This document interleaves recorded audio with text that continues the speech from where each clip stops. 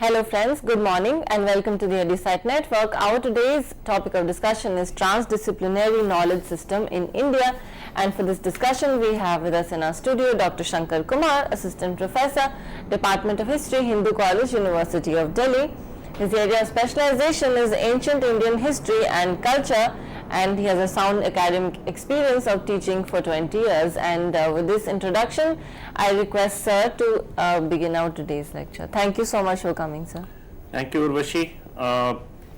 We shall be talking about a very interesting theme today, and that is Transdisciplinary Knowledge System in India.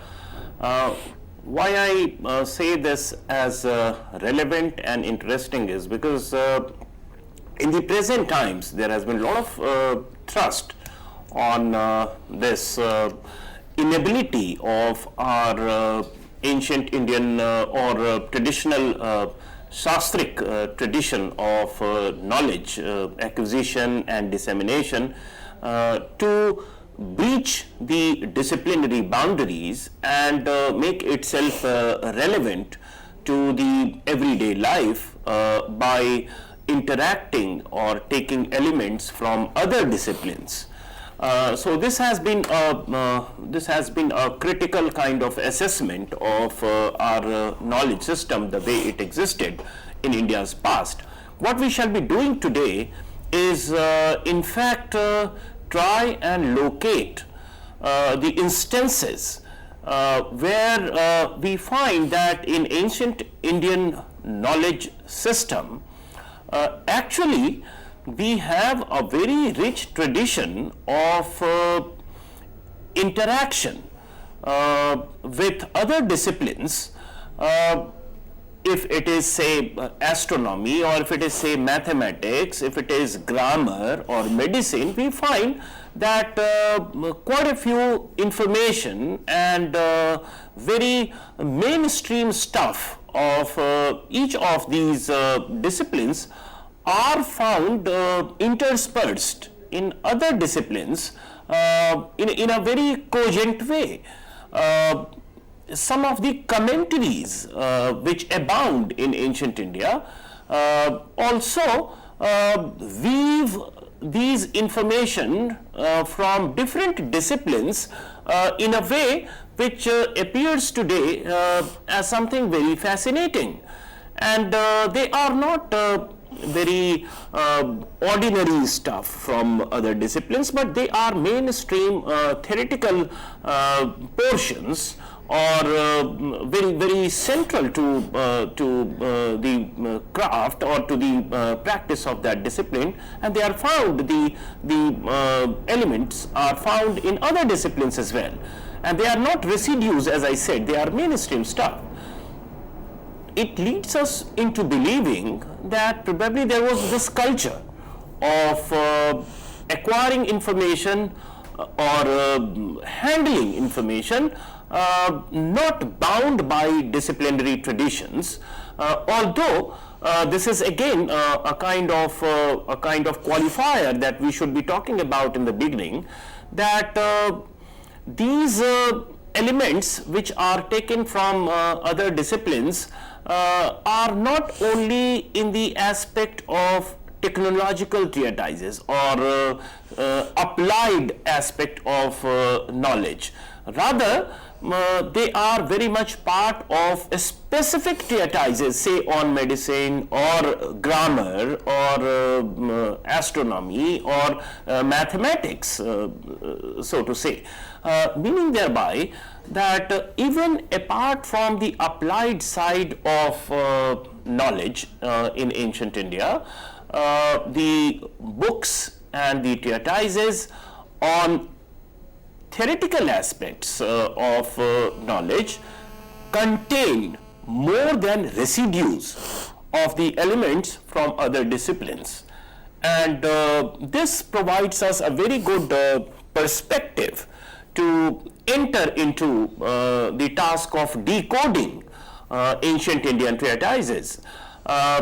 This is important because a cursory reading of quite a few classical and even other treatises in ancient India would make us believe that there are quite a few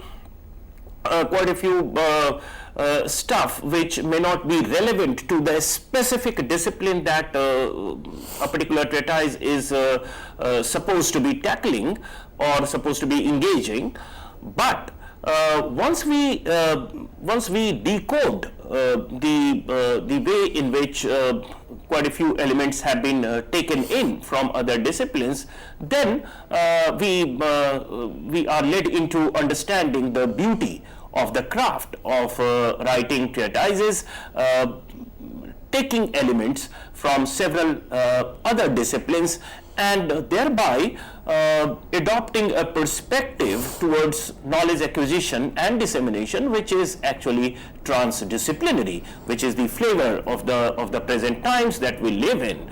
It is about moving laterally instead of the conventional vertical exploration that the researchers are so socialized with in all the disciplines. So taking elements from different disciplines in order to understand it in actual reality, the way it exists, because it is only for our analysis and deeper understanding of the dynamics of a particular subject matter that we go down vertically, keeping other variables in the exploration as constant. Whereas things exist in totality in real world, and unless we understand the dynamics of all the variables that keep interacting with the subject matter of our exploration, be it morality, be it religion, be it physics, be it chemistry, or the mathematical part of it, we won't be able to perhaps apprehend the actual subject matter that we are actually trying to study or we are trying to understand. Therefore, this transdisciplinary perspective is being lauded in the present times as the desired perspective to approach any subject matter, and it also helps, of course, as is very evident, in the applied aspect of or utilizing that information for its applied aspect or technological aspect. Now, having talked about the perspective and the meaning of transdisciplinary approach towards studying, let's now try and understand as to what we are going to do in the course of a couple of lectures that we have on this theme. One, we are talking of the tradition of transdisciplinary approach in Indian history and culture. And why I say culture is because it is not specific to one particular text where we find such instances of transdisciplinary approach. There is a multitude of texts in ancient India which betray this perspective, which betray this approach. Therefore, it seems that it was very much entwined with the culture of knowledge acquisition, the way it was acquired, the way it was disseminated, the way approach to studying were shaped. It seems that there was fair degree of transdisciplinarity in that. Now, the evolution of subjects, and this is something that all of us do understand, leads us into believing that we have moved from past to the present so far as knowledge is concerned, or studying a particular subject matter is concerned, from general to specific. So, be it society at work or any particular discipline, evolution of any particular discipline, we find that to begin with it was all studied in totality, it was not segregated, and subsequently with the advancement, with the specialization, we have different disciplines emerging or branching off from some erstwhile unified whole, in which form it existed prior to its emergence into different branches. So this is a general view that we have so far as the trajectory of the history of these disciplines are concerned. But what we are saying here is a little bit different from this. This is because we shall be taking instances from some ancient Indian treatises and texts which by themselves are proclaimed specialized texts. For instance, suppose we get some element of mathematics from a treatise on medicine, or even vice versa. Suppose in Leelavati by Bhaskar, which is a 12th century text on mathematics, we find examples which are actually from the subject matter, which is in fact medicine. So there is a fair degree of give and take that very specialized treatises in ancient India resorted to, which is something which is very welcome from the point of the desirability of such studies that we are feeling in the present times, in the contemporary times.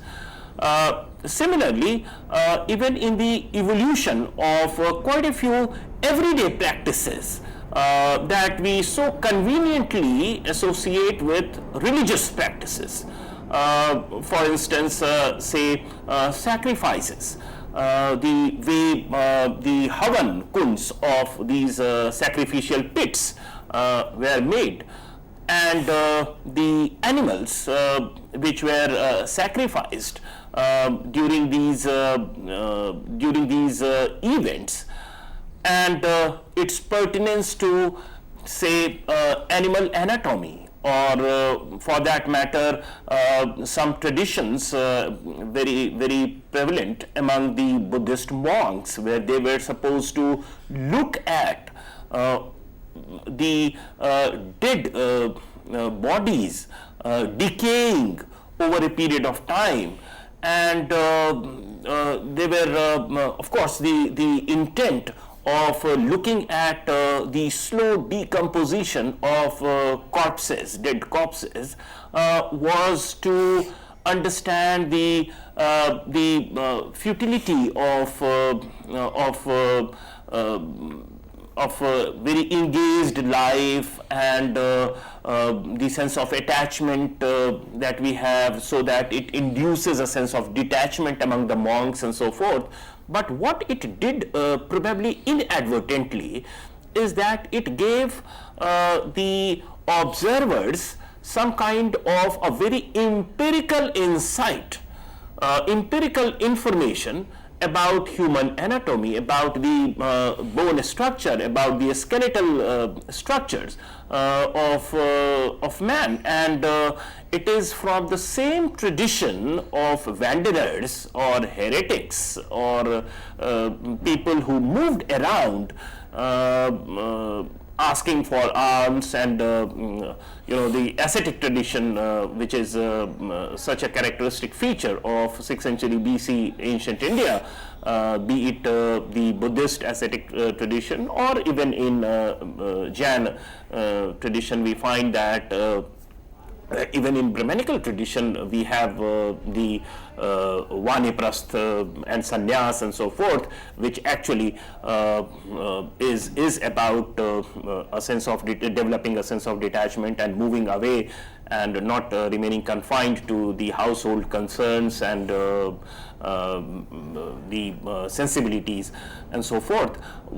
It is from the same tradition as several celebrated works on medicine have also established, that we have the beginnings or the crystallization of quite a few classical Ayurvedic tradition of medicine and healing. So it is from the same tradition that these practices of celebrated crafts like Ayurveda emerged, and there is fair degree of one can say religiosity. There is fair degree of morality associated with it towards the beginning. Of course, as it developed into a very specialized craft,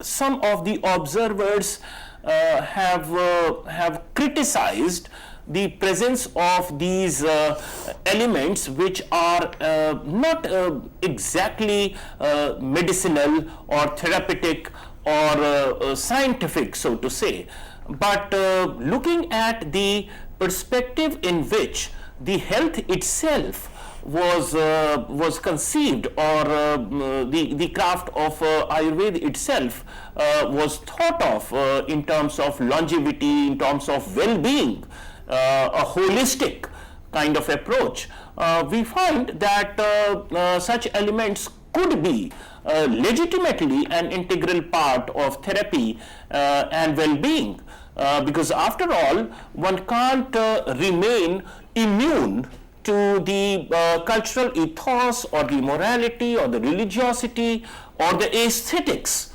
of the time of which such crafts and traditions were born. Therefore, the point that we are making here is that there are practices referred to in ancient Indian treatises which are everyday cultural practices, and which don't seemingly look like scientific, but the fact that the emergence of such crafts and traditions of knowledge acquisition and writings, where from that milieu it does contain a fair bit of elements, fair bit of residues which are symptomatic of the times that they were born of. So having said that, let's try and understand where quite a few say mathematical or trigonometric aspects are very much implicit in quite a few things in the past. For instance, if we talk of the Harappan times, the Indus Valley civilizational time, which is the Bronze Age civilizational time in Indian history, we have the evidence of very proportionate and uniform burnt bricks which were used for construction purpose. And these bricks are of uniform dimension, found not from one city but across several cities that comprise Harappan civilization as such, or Indus Valley civilization as such. Now, this exactitude with which these bricks were made presupposes a fair degree of understanding of the geometry and also the shape and size, which are very mathematical in nature. And this sense of precision cannot have or could not have come or persisted without fair advancement or fair degree of popularity of mathematics in society at large, because they were produced in mass. It's the bulk production of these bricks that we are talking about. It is not one structure where such things are found, and it is so that we talk of some kind of a specialized agency making that, but it is fairly widespread. So the knowledge was fairly common and people were aware of it. We don't have access to the literary sources, or there are no such treatises from Indus Valley civilization coming to us. But the real specimen of these bricks coming across several cities stand testimony to the fact that this knowledge must have been fairly widespread. Similarly, even in the weights and measures, we find that the proportionate of the multiples of 4 and 16 and so forth is something which is found all across the civilization. And the weights which are used to weigh things betray similar denomination from several cities of Harappan civilization. This is a tradition which, in a sense, is a continuous tradition. Even today, in terms of weighing things, we use denominations which are in the multiples of 4 and 16. For instance, we talk of pauna kilo, adha kilo, sawa kilo, kind of thing. So it is in the multiples of 4 that we follow the weighing tradition even today, and this is something that that was there even in the Harappan times. So these are some of the instances which do tell us about fair degree of socialization of people with mathematical knowledge and traditions. Moving on, as I said that during the Vedic period, the chief mode of worshipping was sacrificial offerings, and for that sacrificial pits were made.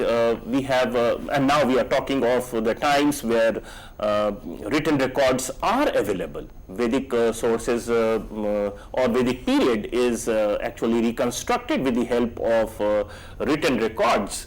And again, we as students of history are led into believing that these Vedic sources are essentially about propitiating God or making gods happy and expressing our wishes. So it is about religiosity, it is about philosophy, it is about otherworldly aspects that we should be looking for, and they are not very good guide so far as decoding the real mundane life, everyday life is concerned.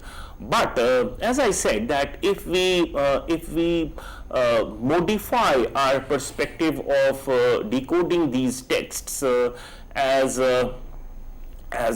texts which contained elements from diverse knowledge systems and therefore transdisciplinary, then perhaps we can have more sensitive or we need to display more sensitivity towards whatever is articulated in these texts. Of course, we are not denying that it is not essentially a religious text, but there are quite a few things which pertain to mundane aspect of life, or which could have triggered some kind of an insight into the empirical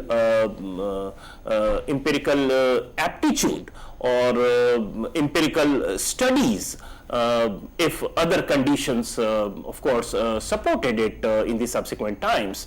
And it is here that I am talking of say Sulba Sutras. Now Sulba Sutras as part of the Vedic text would very elaborately explain the geometric aspect of making sacrificial pits and no wonder that there are claims of Pythagoras theorem, where height square plus base square is equal to the square of the hypotenuse, and these theorems, which are celebrated theorems of the subsequent times, almost the modern times, are already articulated, are already anticipated. So precursor to these theorems are very much in use in everyday life, something as mundane as worshipping and worshipping tradition, and we are talking of mainstream worshipping tradition. We are not talking of some esoteric practice like tantricism and so forth, but we are talking of sacrifices which constituted the mainstream worshipping tradition in the Vedic times.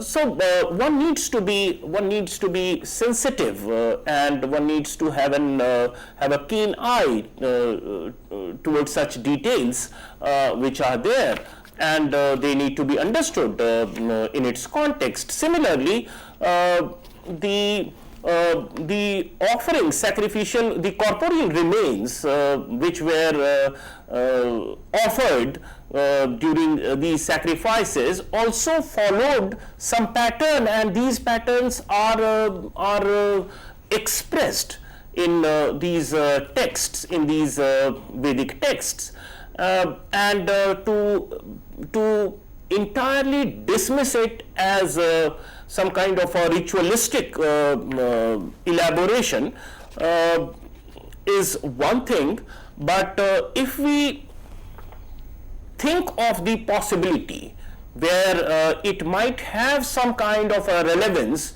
to some empirical reality of which it was a result, or it could have resulted into crystallization of that aptitude, then we need to have a more sensitive approach towards these details, and we need to pull it out of merely dismissing it as ritual details and with little mundane value or with little empirical value.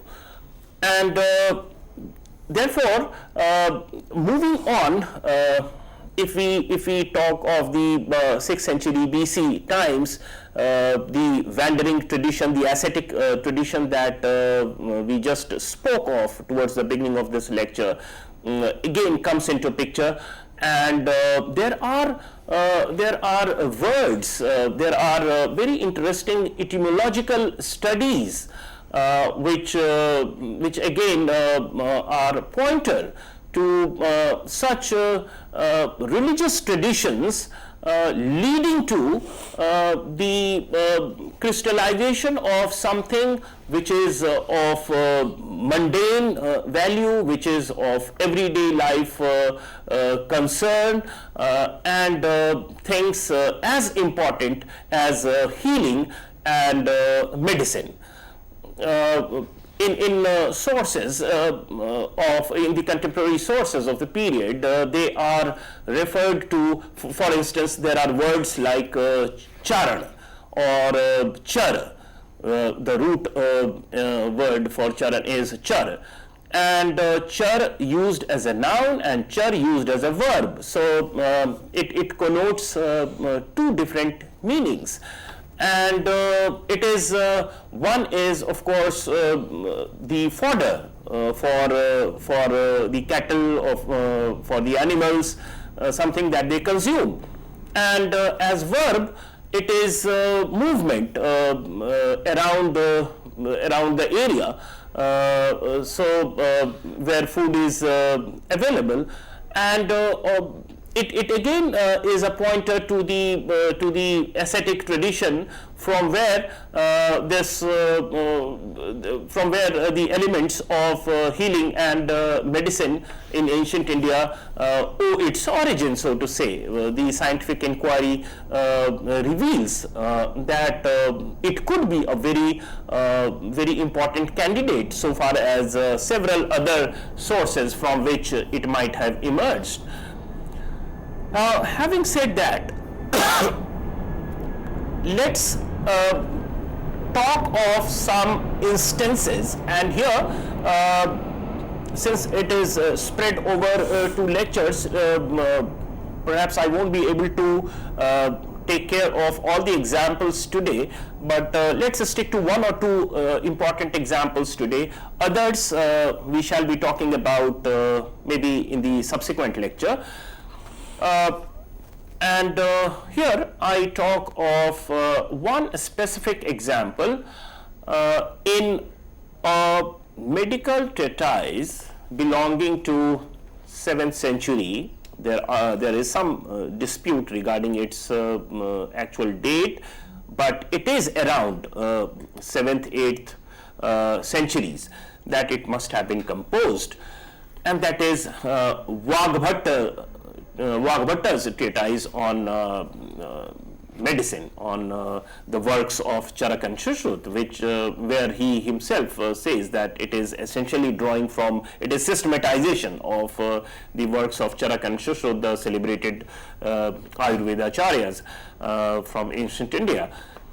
And he talks of the famed 6 savors in Ayurveda. Savors in Ayurveda is like 6 different tastes. It talks of dosas, savors, and so forth, several other variables.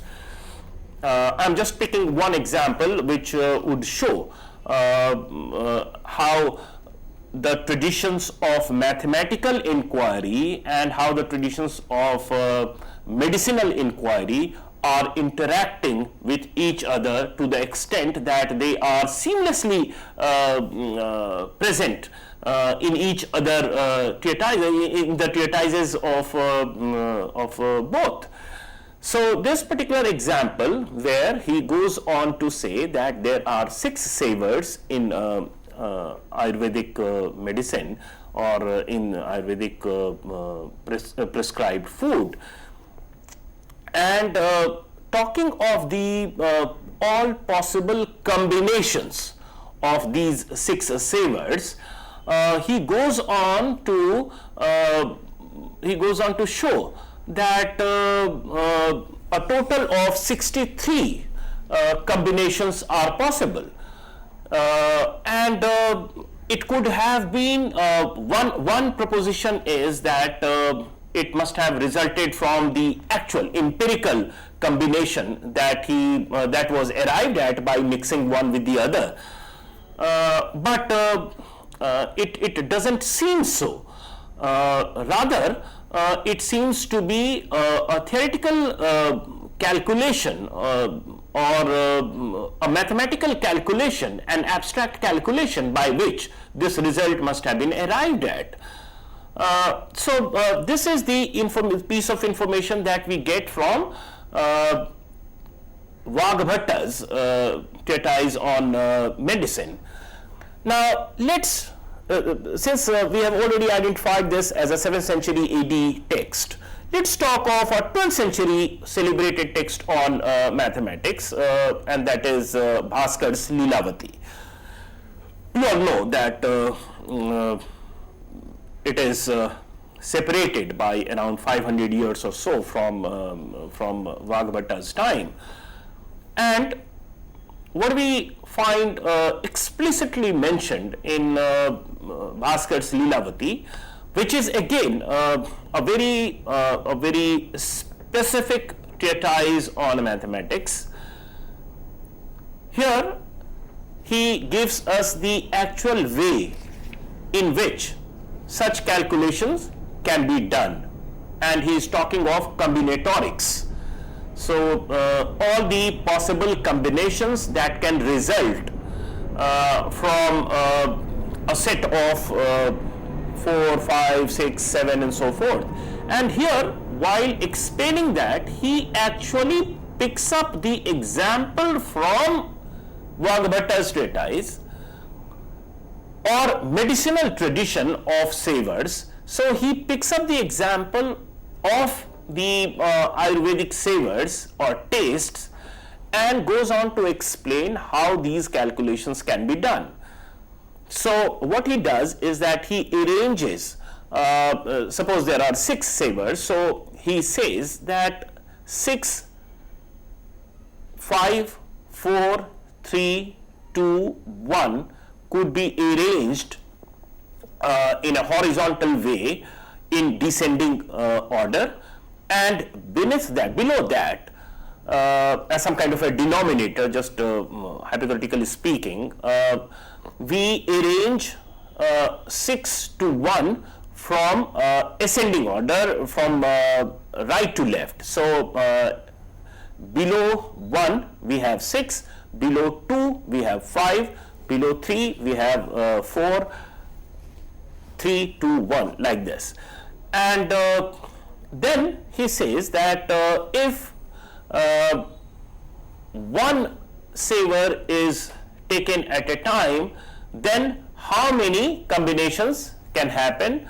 Similarly, if 2 savors are taken at a time, then how many combinations are possible? And of course, there are, this is a mathematical formula with which we are so familiar with in our school days, so one need not explain that. So this explanation is coming in Bhaskar's Lilavati in 12th century AD, and the similarities here are so strikingly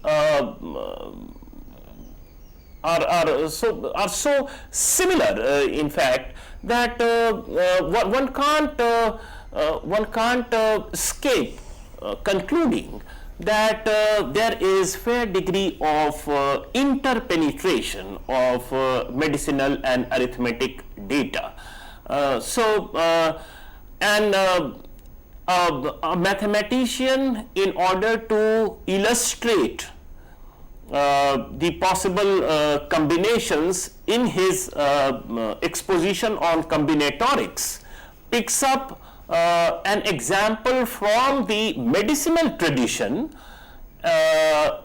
and goes on to elaborate to arrive at a result which has already been cited almost 500-600 years prior to that. What does it mean? That the practitioners of medicine were also very much trained in the arithmetic tradition, and the arithmetic scholars are very much socialized with the medicinal discourse. And this kind of example or such instances are not very few. In fact, there are several such instances in ancient Indian treatises which does illustrate this particular aspect of transdisciplinarity or interpenetration of disciplinary data in specific treatises of other disciplines. Similarly, for example's sake, we can go on to say that there are quite a few aspects of Paninian grammar. Panini, who is located say around 5th, 4th century BC, he talks of some very obscure grammatical rules and usage in his exposition on grammar, and examples of such usage of those grammatical rules and principles are not to be found in any other texts or treatise on grammar or language or literature. Rather, they are strangely found in the treatise by Charak, again on medicine. So, Charak's time can also be located around the same period. So, what we find is that elements of mathematics entering the subject matter or medicinal discourse, elements of medicine entering mathematical discourse, similarly elements of grammar and theoretical aspects of grammatical rules and its usage getting illustrated nowhere else but in a very specialized treatise like Charak Samhita. Now, these examples are extremely symptomatic of this culture of transdisciplinarity in ancient Indian knowledge systems. They also illustrate that either these things were popular enough that people pursuing different disciplines know and use it, or it tells us about the perspective with which the scholarly treatises were written, where they did not necessarily get bound by the disciplinary boundaries that we so much get bogged down with in the present times, and express the need to move out of it. So these are real examples from ancient Indian culture and tradition of knowledge acquisition and dissemination that we have with respect to transdisciplinary perspectives. Also, to just understand this issue, we need to be aware of the fact that most of the particularly Brahmanical treatises, or for that matter even non-Brahmanical treatises, were present in ancient India in oral form, and they were passed across generations orally. They could be penned down and frozen in time for posterity to read only very subsequently. For instance, the Vedas themselves, during the time of its composition, the time of which they inform us, they were not written at around that time, they were not written down at that point of time, rather they were present in the oral form, and it is the Maukhik Parampara which carried it forward to the posterity for a considerable period of time. Now, in such a tradition where knowledge has to be transmitted orally, of course, the requirement would be to attach some degree of lyrical element with the corpus of information, with the corpus of knowledge, so that it could be sung, so that it could be memorized easily by people. So such mnemonic devices were also an integral, or usage of mnemonic devices were very integral to the dissemination of these scholarly knowledge to the posterity. And therefore, we find that grammatical concerns or use of synonyms are profuse in making a particular piece of information or rendering it memorizable. by using these mnemonic devices, by using synonyms and so forth. At times, it does create some kind of distortion over a period of time, because at times the nomenclature of a particular plant or animal which could have been inserted on account of that word being a synonym of the earlier word, the original word which was there as part of the knowledge corpus of knowledge. But in order to render it memorizable, one could have inserted some other synonym, and over a period of time we all are aware of the etymological changes. So in the period of time it could have started meaning something else, or its connotation could have changed, or had there been a little bit of distortion in pronouncing or in recording it could have led to a fair bit of distortion so far as say if it is a medicinal treatise, its therapeutic or its healing properties are concerned, its biomedical values are concerned, and that is something which has been researched upon. It has been pointed out also, the work by Zimmerman on medicine does tell us about such distortions which probably could have come into or crept into medicinal treatise on account of say poetic concern or literary concern.